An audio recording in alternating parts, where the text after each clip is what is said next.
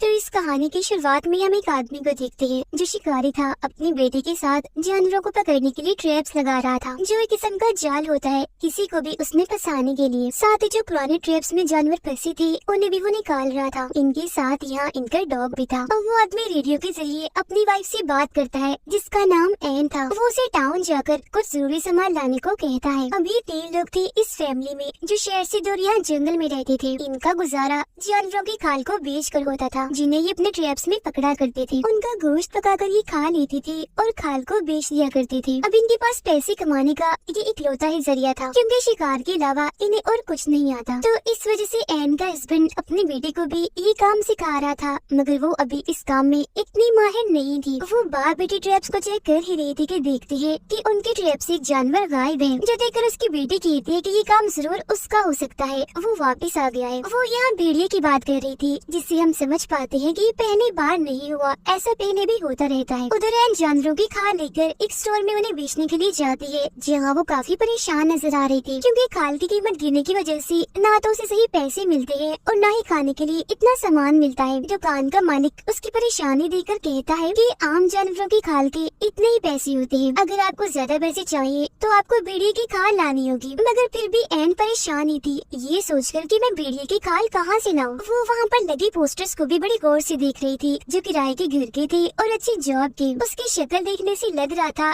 कि वो घर भी लेना चाहती है और अच्छी जॉब भी करना चाहती है, मगर किसी वजह से नहीं कर सकती। उसे शिकार करना भी नहीं पसंद। वो भी यही चाहती है कि हम जंगल की बजाय टाउन में रहे और मैं अपनी बेटी को अच्छे स्कूल में भेज सकूं। मगर क्योंकि उनके पास इतने पैसे नहीं थे इसीलिए वो घर वापस आ जाती है। घर पर एन का हस्बैंड अपनी बेटी को खाना निकालना सिखा रहा था जबकि एन सबके लिए खाना बना रही थी। रात को खाने के वक्त भी सबका ही मूड खराब था क्योंकि पैसे ना होने की वजह से खाने को ठीक से कुछ था ही नहीं। और जब एन की बेटी ये बताती है कि हमारा शिकार किया जानवर भेड़िया ले गया, तो ये सुनकर एन को अपने हस्बैंड पर काफी गुस्सा आने लगता है क्योंकि उसने एन को ये बात नहीं बताई थी। वो अपने हस्बैंड को कहती है कि इस भेड़िए का कुछ करे वरना हम भूखे मर जाएंगे। फिर अपनी बेटी को अंदर भेजकर एन दोबारा से अपने हस्बैंड से बहस करने लगती है। उसका हस्बैंड कहता है कि भेड़िए लड़कियों को शौक से खाना पसंद करते हैं, तो जरूर वो तो या किसी लड़की को देखकर या फिर किसी जानवर को देखकर आया होगा। मगर एन कहती है कि मेरे हिसाब से वो हम लोगों हमारी फैमिली की वजह से यहाँ आया है। उसे पता है यहाँ फंसा फसाया शिकार मिल जाएगा और मेहनत भी नहीं करनी पड़ेगी। आगे वो कहती है कि मैं पुलिस स्टेशन जाकर उसकी रिपोर्ट करना चाहती हूँ, मगर उसका हस्बैंड मना कर देता है, ये कहती हुए कि नहीं तुम फिक्र मत करो, कल सुबह मैं खुद ही उसे पकड़ लूंगा। मगर ये सिर्फ इकलौती टेंशन नहीं थी। एन उसे वही एड का पोस्टर दिखाते हुए कहती है कि ऐसे कब तक गुजारा चलेगा, मैं ऐसा करती हूँ किसी अच्छी सी जगह पर जॉब करके पैसे कमा लेती हूँ, फिर हमारा अच्छा गुजारा हो जाएगा। मगर उसका हस्बैंड मना कर देता है, ये कहते हुए कि शिकार के अलावा हम कुछ नहीं कर सकते और हमें आता भी कुछ नहीं है। इसके बाद ये दोनों बाहर आ जाते हैं जहाँ भी एन अपने हस्बैंड को समझाने लगती है कि देखो आप अपनी बेटी के लिए कुछ नहीं सोच रहे, ये जिंदगी आपने चुनी है, आपकी वजह से मैंने चुनी है, मगर हमारी बेटी को कोई चॉइस नहीं मिली जिसे वो चुनती। वो जो करना चाहती है उसे करने दीजिए। उसे इस वक्त पढ़ाई की टेंशन होनी चाहिए, न कि जानवरों की भेड़िए की। और यहाँ जंगल में कौन इंसान रहते हैं, ये कोई समझदारी तो नहीं। मगर लाख समझाने के बाद भी उसके हस्बैंड को समझ नहीं आती। वो कहता है कि हम रहते हैं ना इधर, ऐसे ही हमारी आगे आने वाली नस्ल भी रहेगी, मतलब कुछ भी हो जाए उनका ये जंगल नहीं छूटेगा। फिर अगली सुबह जब वो भेड़िए के शिकार पर जा रहा था तो अपनी बेटी की जिद करने पर वो उसे भी साथ ले जाता है, जो बात एन को जरा भी पसंद नहीं आती, जिस वजह से वो अपने हस्बैंड से रेडियो के जरिए बात करती है। वो कहता है कि जैसे मुझे भेड़िए की होने का एहसास हुआ, शिकार की नौबत आई तो मैं इसे वापस भेज दूंगा। जब वो जिन आ भी जाती है क्योंकि उसे भेड़िए के पैरों के निशान दिखे थे, वो समझ गया था कि जरूर वो आस पास ही है, इसलिए सारी बात समझाकर वो अपनी बेटी को वापस भेज देता है। साथ ही ये भी कहता है कि खुद मैं रात तक आऊंगा, जिसके बाद उसकी बेटी वापस आने लगती है। हालांकि उसके डैड ने कहा था कि डरना नहीं, घबराना नहीं, मगर जंगल से इतनी खतरनाक आवाजें आ रही थी कि उसकी हालत खराब हो जाती है। उधर एन का भी यही हाल था। नदी से पानी लाते हुए जब वो वापस आ रही थी तो उसे ऐसा लग रहा था जैसे कोई मेरा पीछा कर रहा है, इसलिए वो भी घबराई हुई थी। और बिल्कुल ऐसा ही उसकी बेटी के साथ भी हो रहा था। जिसके बाद एन तो जैसे तैसे घर आ जाती है, मगर उसकी बेटी नहीं आ पाती। वो वहीं पर डर कर बैठ जाती है। एन के हस्बैंड को भी भेड़िया दिख जाता है, इसीलिए वो फौरन उस पर गोली चला देता है, मगर देखने से लग नहीं रहा था कि वो मर गया होगा। गोली की आवाज उसकी बेटी ने भी सुन ली थी, इसीलिए वो हिम्मत करके आगे बढ़ जाती है। गोली मारने के बाद जब एन का हस्बैंड वहाँ चेक करने आता है तो देखता है कि भेड़िया यहाँ नहीं है, जिसका मतलब था कि वो यहाँ से भाग गया। पर वहाँ एक चीज देख देखकर उसकी हालत खराब हो जाती है और वो चीज थी एक लड़की का कटा हुआ हाथ जिसे वो भेड़िया खा रहा था। अब सड़क पार करके जंगल की दूसरी तरफ आकर वो आगे बढ़ने लगता है, जहाँ का नजारा देखकर तो एकदम वो दंग रह जाता है। काफी घबरा गया था क्योंकि वहाँ लड़कियों की कटी हुई लाशें थी जिन्हें बड़ी बेरहमी से काट कर एक गोल दायरे की तरह रखा गया था, जो जाहिर है भेड़िए का काम तो नहीं हो सकता। जिससे वो समझ जाता है कि जंगल में भेड़िए के अलावा एक कातिल भी घूम रहा है जो ये सब कर रहा है, यानी लड़कियों को ऐसे बेरहमी से मार रहा है। जो देखकर वो एकदम घबरा गया था कि अब मेरी फैमिली को भी खतरा है, क्योंकि दो औरतें तो उसके घर में भी मौजूद थी। भेड़िए को तो वो संभाल लेगा, मगर इस खतरनाक कातिल से निपटना आसान नहीं होगा। घर आकर वो चुपचाप बैठा इसी बारे में ही सोच रहा था। उसकी नींद और भूख तो जैसी उड़ चुकी थी। घर पर उसने कुछ भी नहीं बताया ताकि उसकी फैमिली डर न जाए, और अब वो खुद ही कुछ करेगा अपनी फैमिली की हिफाजत करने के लिए। अगले दिन जब इनकी आँख खुलती है तो उसका हस्बैंड गायब था, क्योंकि वो दोबारा उसी जगह पर पहुंच गया था जहाँ उसने लड़कियों की लाशें देखी थी। उसने दरअसल एन को बता दिया होता है कि भेड़िए को ढूंढने के लिए अगर मुझे पूरी रात भी रुकना पड़े तो मैं रुकूंगा, तो मेरी फिक्र मत करना। पर असल में ये भेड़िए को नहीं बल्कि ढूंढ रहा था कातिल को। एन और उसकी बेटी जब नदी किनारे थी तो उसकी बेटी देखती है कि यहाँ मेरा डॉग नहीं है, इसीलिए उसे ढूंढने चली जाती है। मगर तभी उसके सामने वही भेड़िया आ जाता है जो इनकी तरफ बढ़ने लगता है। उसे देखकर एन जोर से चिल्लाने लगती है, क्योंकि उसके दिमाग में सबसे पहले यही आइडिया आया था और उसका ये आइडिया कामयाब भी रहता है, क्योंकि भेड़िया वहाँ से भाग गया था। और अब ये दोनों माँ बेटी बगैर टाइम ज़ाया किए फौरन अपने घर आ जाती है। पर क्योंकि उनका डॉग तो बाहर ही रह गया था, इसलिए एन गन लेकर उसे ढूंढने जाती है, जहाँ उसे डॉग मिल तो जाता है मगर मरा हुआ, क्योंकि भेड़िए ने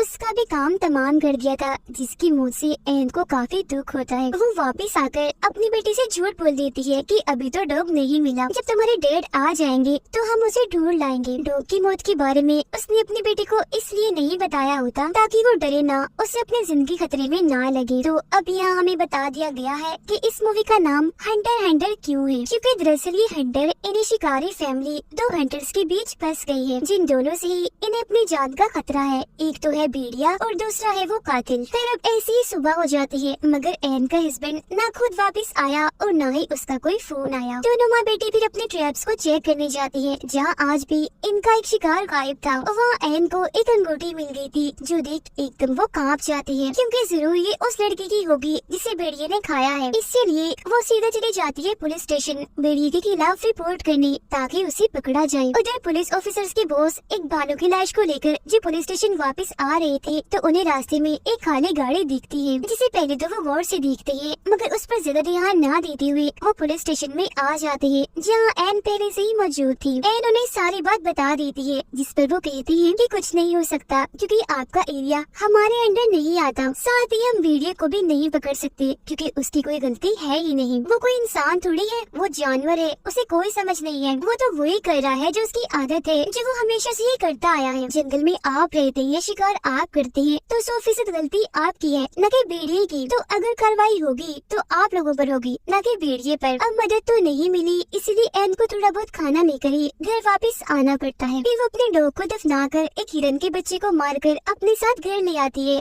अभी था तो गलत ही, मगर खाने के लिए इन्हें कुछ तो करना ही था। उसके हस्बैंड का कुछ अता पता नहीं था। भेड़िया सिर पर सवार है, खाना खत्म हो रहा है, इसलिए अब जो भी करना था एन को करना था। एन फिर अपनी बेटी के साथ मिलकर हिरन की खाल को उतारती है, जिसके बाद ये दोनों उसे पकाकर खाने लगती है। जहाँ तभी अचानक रेडियो पर कुछ हलचल महसूस होती है। एन बोलती तो है, मगर आगे से साफ आवाज नहीं आती। फिर रात को जब ये दोनों माँ बेटी सो रहे थे तो अचानक इनकी आँख खुल जाती है, क्योंकि जंगल से किसी के चिल्लाने की आवाज आ रही थी। जब ये चेक करने जाती है तो हम देखते हैं कि एन का हस्बैंड नहीं है, बल्कि ये कोई अनजान आदमी है जो काफी जख्मी था और मदद मांग रहा था। तब एन अपनी बेटी को वापस घर छोड़कर एक चीज पर उस आदमी को लिटाकर अपने घर ले आती है, क्योंकि भेड़िया उनके आसपास भी हो सकता है। चेक करने पर उस आदमी के पास एक रेडियो निकलता है, साथ ही उसकी टांग की हालत भी काफी खराब थी। अब ये रात भी ऐसी ही गुजर जाती है। अगली सुबह जब एन की बेटी उसके पास आती है तो अचानक उसकी आँख खुल जाने की वजह से वो काफी घबरा गई थी। फौरन अपनी मोम को बुला लेती है। उसकी मांगने पर एन उसे पानी पिलाती है और टांग के जख्म पर टांकी भी लगा देती है। उसे देख एन की बेटी को अजीब लग रहा था, इसीलिए वो अपने मॉम से कहती है कि डैड ने कहा था कि कभी भी किसी अनजान आदमी पर भरोसा मत करना। जो सुन एन कहती है, देखो उसकी हालत, वो कितना जख्मी है और अगर तुम्हारे डैड इधर होते तो वो भी इसकी मदद जरूर करते। उधर बॉस दोबारा से जब पुलिस स्टेशन आ रहा था तो उसे वो गाड़ी फिर से वहीं खड़ी हुई दिखती है, जिससे वो समझ गया था कि पिछले 2 दिन से ये गाड़ी इधर ही खड़ी है। वो अपनी गाड़ी से उतरकर आसपास देखने लगता है, पर जब उसे कोई भी दिखाई नहीं देता तो उस गाड़ी का नंबर ही नोट कर लेता है। वो अनजान आदमी जागता है तो अपना नाम बताता है कि मेरा नाम लू है। एन उससे पूछती है कि इस जंगल में ज्यादा लोग नहीं आते तो तुम इधर क्या कर रही थी, जिस पर लू बताता है कि ये तो मेरी खासियत है। असल में मैं इस जंगल की तस्वीरें लेने आया था, मगर रास्ते में मेरी गाड़ी खराब हो गई तो मैं पैदल ही जंगल में आगे बढ़ गया, जहाँ अचानक मुझ पर किसी ने हमला कर दिया, जो शायद भेड़िया हो सकता है क्योंकि मैंने उसे देखा नहीं, और वो गाड़ी जो इतने दिनों से खड़ी है वो मेरी ही है। अब उसकी हालत इतनी खराब थी कि उसे हॉस्पिटल ले जाने की जरूरत थी, मगर भेड़िए के होते ये नहीं जा सकती क्योंकि अगर भेड़िया वहाँ हुआ तो ये भाग नहीं पाएंगे। फिर भी एन अपने बेटे की मदद से उसे गाड़ी तक ले जाने की कोशिश करती है, मगर रास्ते में लोग दर्द से चिल्लाने लगता है, इसीलिए उन्हें दोबारा से घर वापस आना पड़ता है। दोनों माँ बेटी ने अब जहर लगे गोश्त के टुकड़े वहाँ फेंक दिए थी, साथ ही ट्रैप लगाकर वहाँ आग भी जला दी थी ताकि ये लोग उस भेड़िए से बच सके। उधर बॉस गहरी सोच में पड़ा हुआ था क्योंकि पिछले काफी वक्त से लगातार लोग गायब हो रहे हैं, खास तौर पर लड़कियाँ, जो सिलसिला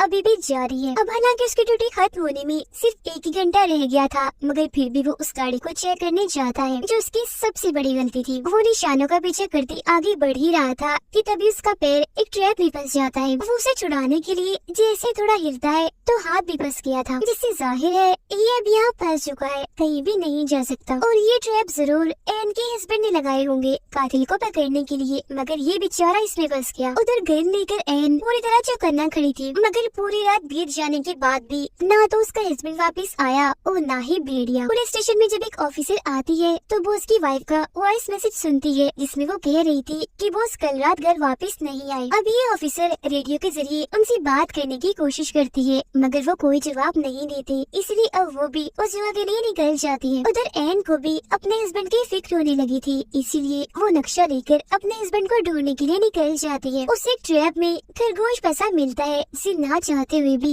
इसे मारना ही पड़ता है। ऐसा करके वो काफी दुखी हो गई थी क्योंकि ये इसका काम नहीं था। अब तभी रेडियो में हलचल होने लगती है, इसीलिए वो दोबारा से आगे बढ़ने लगती है, जहाँ जाकर तो उसके होश ही उड़ जाते हैं क्योंकि वहाँ पड़ी थी उसके हस्बैंड की लाश। उसे ऐसे मरा हुआ देखकर वो काफी टूट जाती है और फूट फूट कर रोने लगती है, और अब जाकर उसे सारी बात समझ आती है। उसके हस्बैंड को भेड़िए ने नहीं बल्कि मारा है लू ने, क्योंकि वही वो कातिल है जिसने बाकी लड़कियों को भी मारा था। एन के हस्बैंड ने उसे पकड़ लिया था, मगर लू उसे मारकर भाग गया, पर फिर भी उसके हस्बैंड ने लू को काफी जख्मी कर दिया था, मगर एन ने दोबारा उसे अपने घर में लाकर उसकी जान बचा ली। अब ये चीज एन के लिए किसी सदमे से कम नहीं थी क्योंकि वो उस आदमी की सेवा कर रही थी जो उसके हस्बैंड का कातिल है। इस बात से अब तक वो अनजान थी। अब ये एहसास होते ही वो गन लेकर जल्दी से घर की तरफ निकल पड़ती है क्योंकि इसने एक और गलती कर दी थी, ये अपने बेटे को लू के साथ अकेली छोड़ आई। उधर ऑफिसर भी उस जगह आकर वो उसको ढूंढने लगती है। वो उसको जब ऐसा महसूस होता है कि कोई यहाँ पर है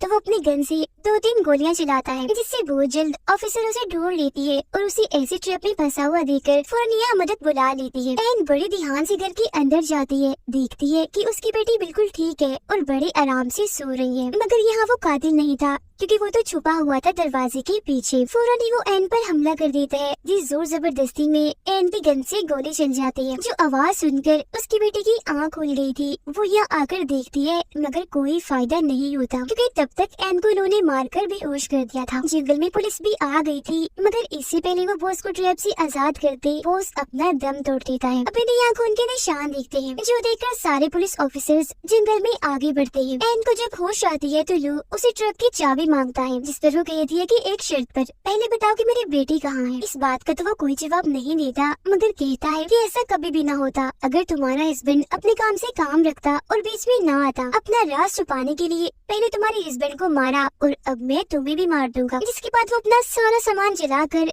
एन के पास आकर उससे बदतमीजी करने लगता है, मगर एन मौका देकर एक ट्रैप में उसका मुंह फंसा देती है और बाद में खुद को आजाद करके एक चीज से उस पर हमला करके उसे बेहोश कर देती है। अब अगले कमरे में जाकर एन वहाँ देखकर फूट फूट कर रोने लगती है, क्योंकि वहाँ उसकी बेटी की लाश पड़ी थी जो हमें दिखाई नहीं जाती, जिसका मतलब था कि उस पागल कातिल ने जो इंसान के रूप में जानवर बना हुआ था, उसने उसकी बेटी को भी नहीं छोड़ा। इसीलिए वो ठान लेती है कि मैं भी उसे नहीं छोड़ूंगी, अपने हस्बैंड और बेटी का बदला उसे लेकर रहूंगी। वो बिल्लू को रस्सी से लटका कर उसकी हेडफोन लगा कर गाने सुनने लगती है, जो करने के बाद वो लोग की भी खाल उतारने लगती है, बिल्कुल किसी जानवर की तरह, क्योंकि वो भी तो किसी जानवर से कम नहीं था। कुछ ही देर में वो उसके पूरे ही जिस्म की खाल उतार देती है और आखिर में चेहरे की भी, जिससे उसका बहुत सारा खून बहने लगता है।